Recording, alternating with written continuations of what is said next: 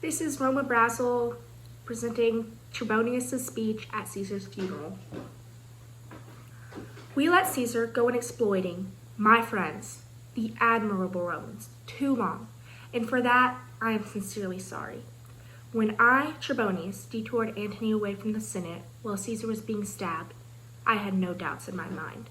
However, I did have one regret. I didn't get to stab myself. Caesar was an ignorant man, with many flaws that led to his demise.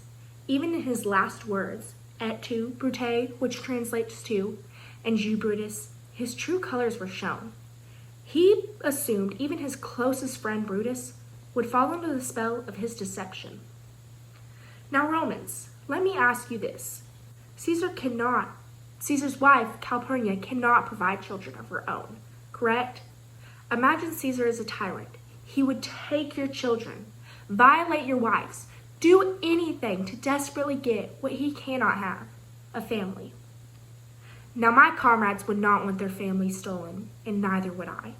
The honorable men, including myself, did what was right to protect your freedom and justice. Romans flourish in the face of adversity, maintain their character during the toughest times, and become stronger even when they feel their weakest. Again, I could not let this peace be compromised. Caesar did not care for you, did not give you reason to crown him, and did not hope for a better future. That's called pure corruption. As I stand looking over Caesar's body, I see 23 puncture wounds, each representing the many justifications of the compelling act. It is my duty, our duty, the Roman duty, to protect those who we care for most. Caesar once said, cowards die many times before their deaths. The valiant never taste of death but once. Don't you respectable Romans find this disappointingly ironic? Caesar avoided learning to help Rome from the position of power he was already in.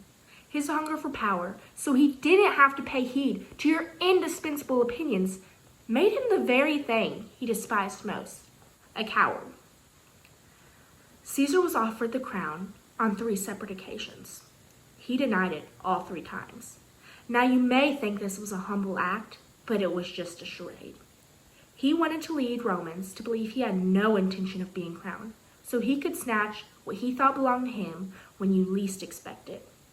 Caesar controlled the military, the hearts and minds of the Romans, and abused his friendships. He knew in the eyes of Rome, he already had the crown.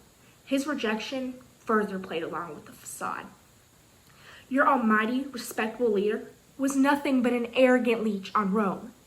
Even in Rome's greatest triumphs, such as defeating Pompey, he was nothing but ungracious and ill-mannered. Rome stands for acceptance and is proud without diminishing the efforts of others. Caesar stood for the complete opposite, considering his utter incompetence. Do not think for a second that I contributed to Caesar's downfall blindly. I've clearly vindicated myself and the other conspirators. I will forever be unapologetic in my actions, for I love Rome more than I cared for my friendship with Caesar. If any of you mighty compatriots have any objectifications, go ahead and stab me 23 times as well, for I would rather go out an honorable man than an ambitious one like Caesar. Thank you.